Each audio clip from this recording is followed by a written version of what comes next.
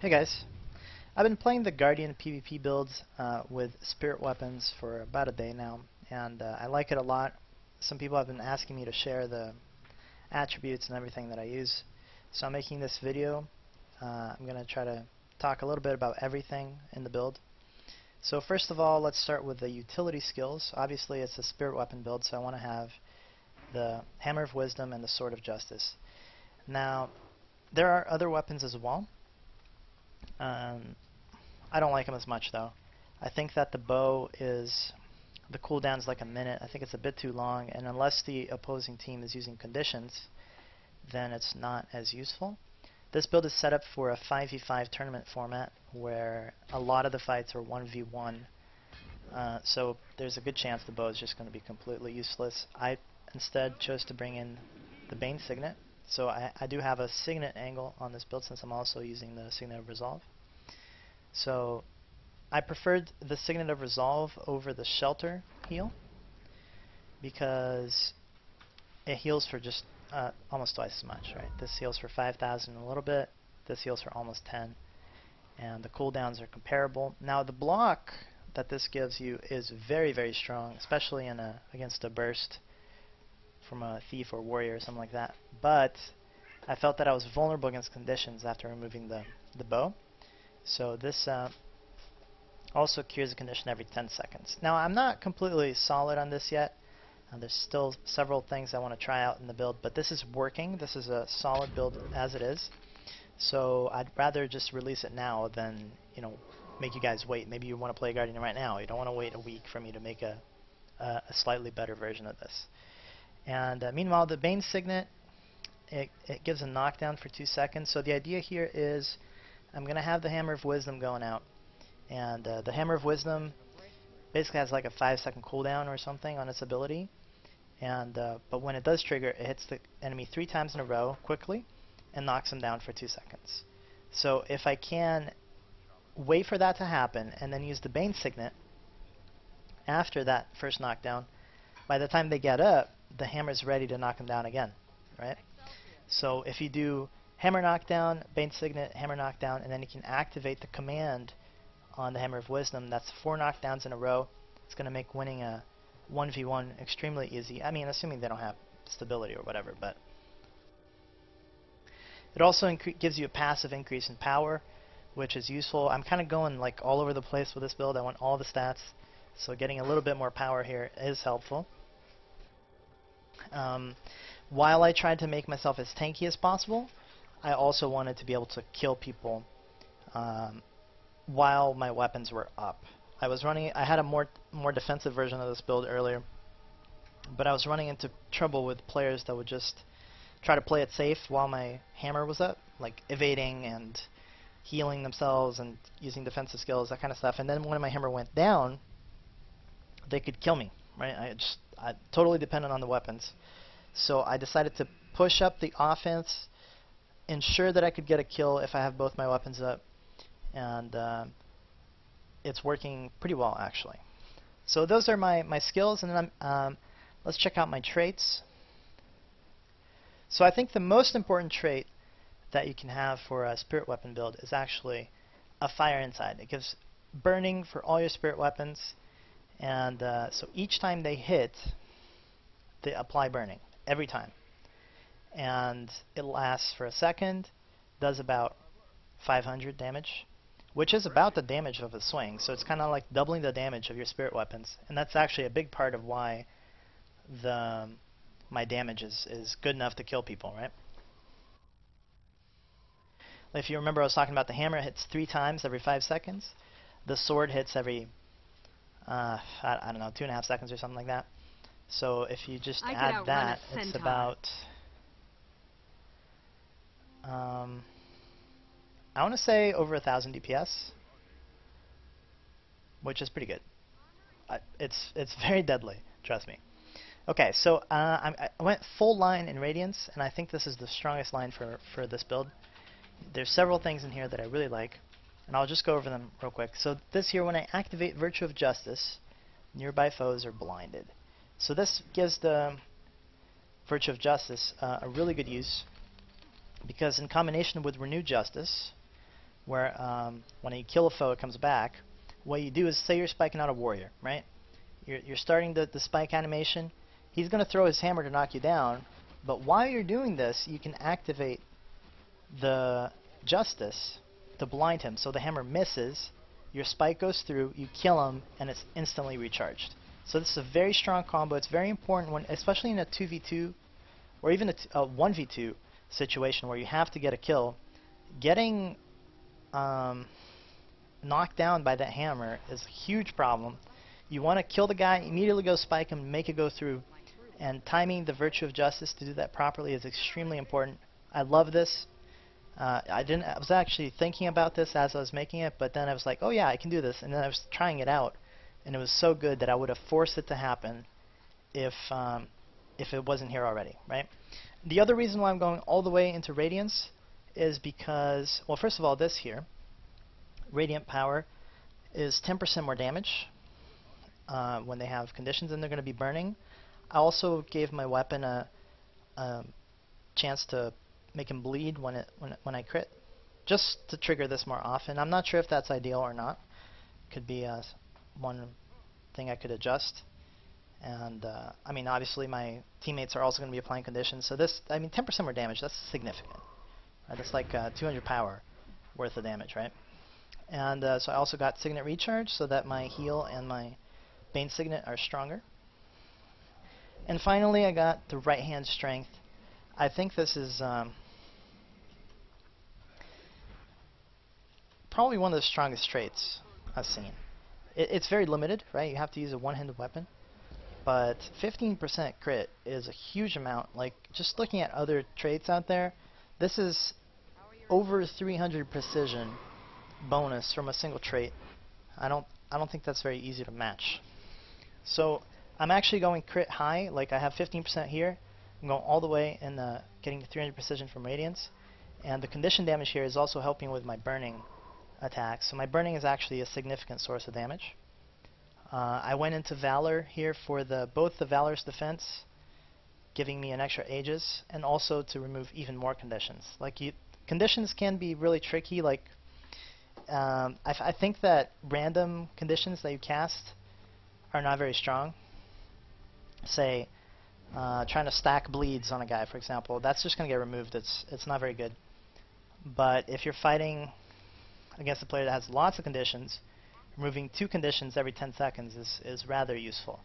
So a combination of this plus my Signet is going to make a condition build much weaker against me, considering I'm already pretty defensive, and I think this really shores up the defense. The other reason why I wanted this Aegis here is because I'm grabbing 2 buffs out of the Honor line. Aegis gives retaliation when it ends, and this retaliation actually lasts for 10 seconds. It's a really long duration, so you normally get Aegis every 40 seconds from the Virtue of Courage, and on top of that, I'm also getting 1 when I hit 50% health, and when they go away, they heal me. This heals me for about 800 when Aegis gets removed, so I'm getting Aegis at 50% and immediately healing for 800 when it gets removed. I think that's pretty sweet. I mean, of course, I can also activate the Virtue of Courage for another one, right? So it's pretty nice. The other reason why I went to the Honor line is because I wanted to get Vigor. So I'm critting quite a bit. I think I have 40% crit without Fury, which unfortunately I don't have a way to get right now, but maybe a teammate can give it to me. And then I'm also, this heal on the end of the dodge roll is really good. It heals for like 1200, I think. And I have the endurance runes on my weapon, so every time I switch sets I can do another dodge roll, which is going to heal for 1200 every time, and keeping the vigor up, that kind of stuff. It's really strong. I love this dodge heal. So these, I think Wrathful Spirit would stay no matter what, but I'm actually a little bit suspicious of this Pure of Heart. There's just, I don't know, the options are a little weak here. I could make my allies gain 5 seconds of might every time I critical hit, but I think this is going to probably amount to about 2 stacks of might on average. So 70 power to my allies. Maybe that's good, I don't know. None of the others really do anything for me. Right now I don't have any symbols, so this is worthless. I tried this, I just couldn't seem to get it to work like I wanted to. it wasn't knocking people back or something. Maybe it's because they pop stability when they're about to spike someone, but I wanted to be able to go heal someone, go res someone, and then have them, bounce everyone that's near him away, so I have a free shot at it. If this, maybe it's a stability thing, but if it does work, if it does knock people back like the Shield of Absorption on the weapon does, then this is actually pretty good. And yeah, so all the options are kind of weak. But the reason why I don't like this too much is because the first Aegis that you have, like you always walk into combat with an Aegis ready, it's going to get removed and you're full health. So you just wasted this trait here, and I'm only going to get one more at 50%. This probably has a long internal cooldown. I'm not sure what it is. I have to test it. Depending on how long it is, like if I could get it to trigger twice during a 1v1 fight, say over 30 seconds or something, then it's actually pretty good. This is actually pretty good because of that. I just need to have sources giving me Aegis, right? So I don't know about this. And finally, I got the other very important spirit weapon buff, which is the duration buff. You don't want a situation where a player can just wait out your weapons and then come back or something. Making them last longer is very important because you can actually have a prolonged fight and win it with the spirit weapons. And this thing here is also pretty sweet. Gives you extra buffs whenever you activate one of your virtues. Now, what did I not get? I did not get spirit weapons not destroyed when commanded. And I mean, obviously I don't have the points to reach that, but I think it's actually a red herring trait because the sword command ability is actually pretty weak. Like, the regular swings are, it's saying there is 700, right?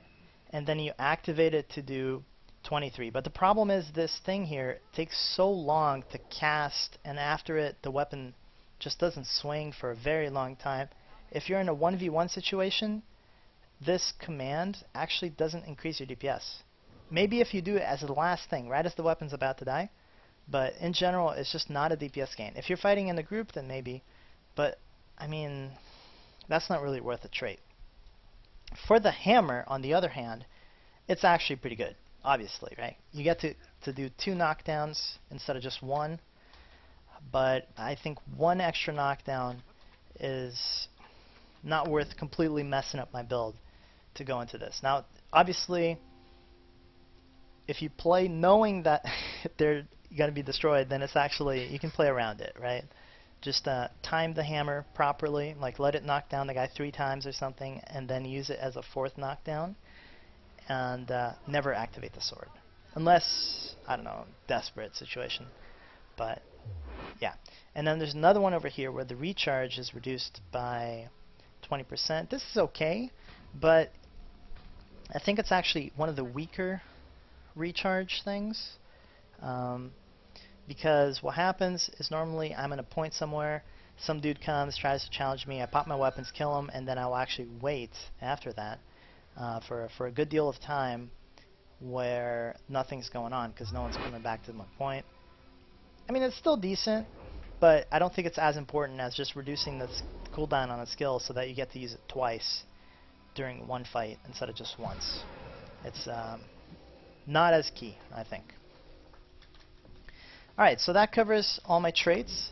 I'm really happy with this setup. I want to have a lot of healing, and also there's another reason why I went deep into this lining. It's because it gives vitality, and as you can see, my vitality is pretty low. I do have a lot of toughness, which makes me hard to spike out, but this vitality here, I would have it higher if I could. I'm not 100% if this is what I want to do. I actually had a setup where I would go all the way up to 30 here for more healing and more vitality.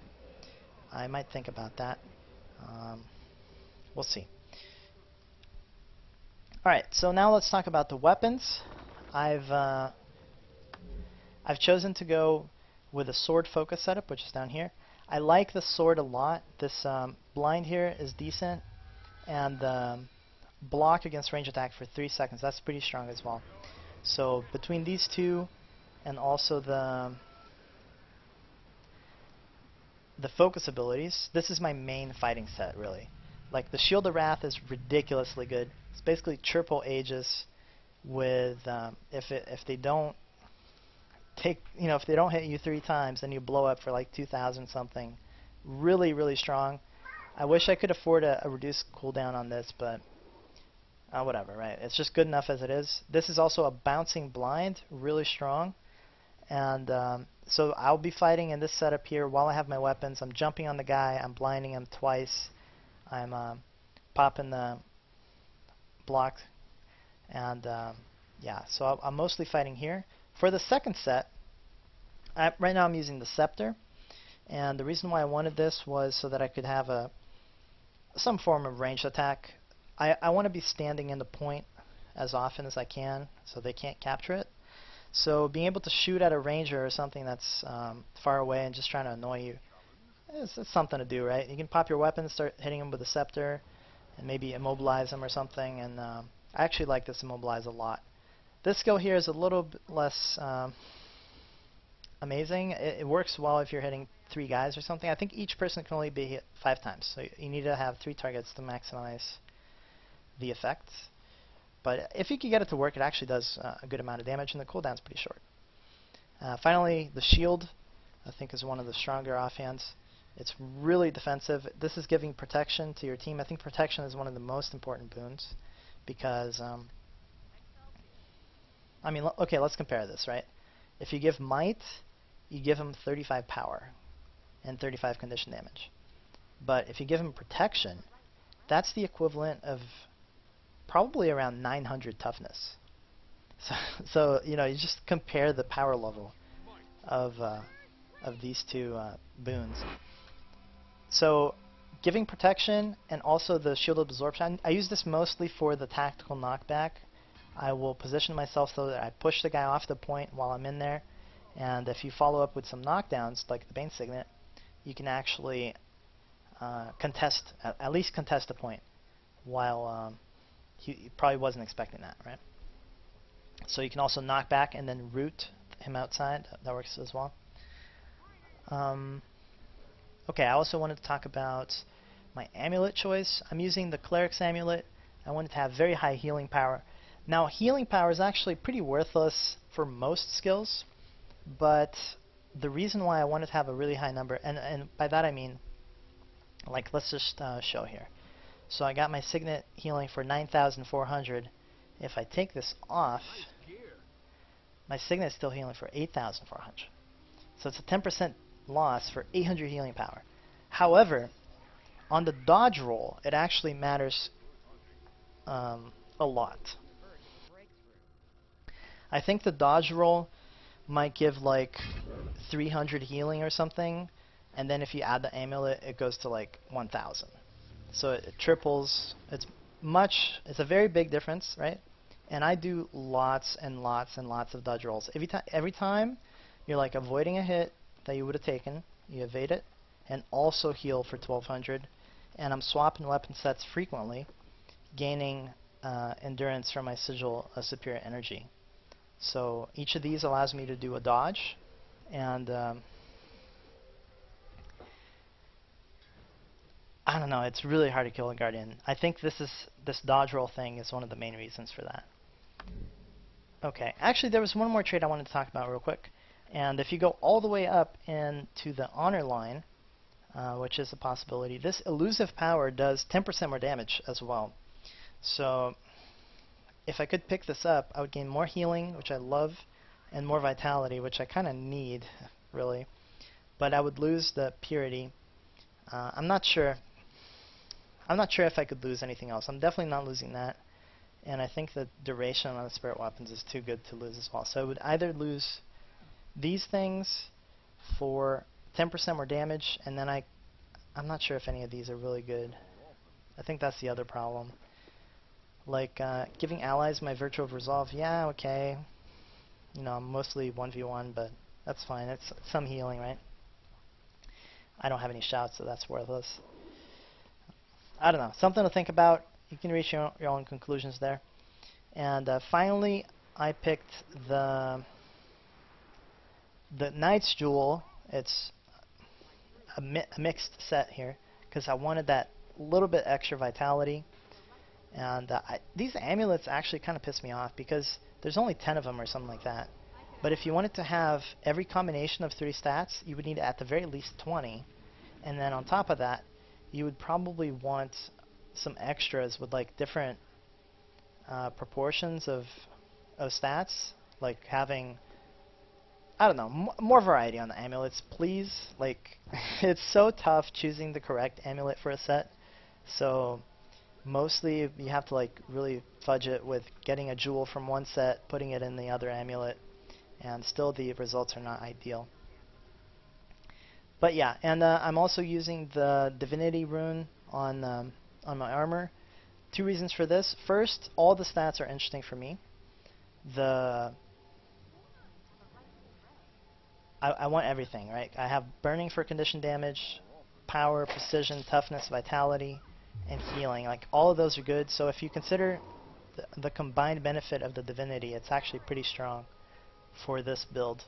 I'm also bringing in some crit damage, which I don't have very much of. So this number here is actually wrong. I have 25 plus 15% from the trait at the end of Radiance. And so having some critical damage in there, most of that's coming from my armor, so that's pretty sweet, I think.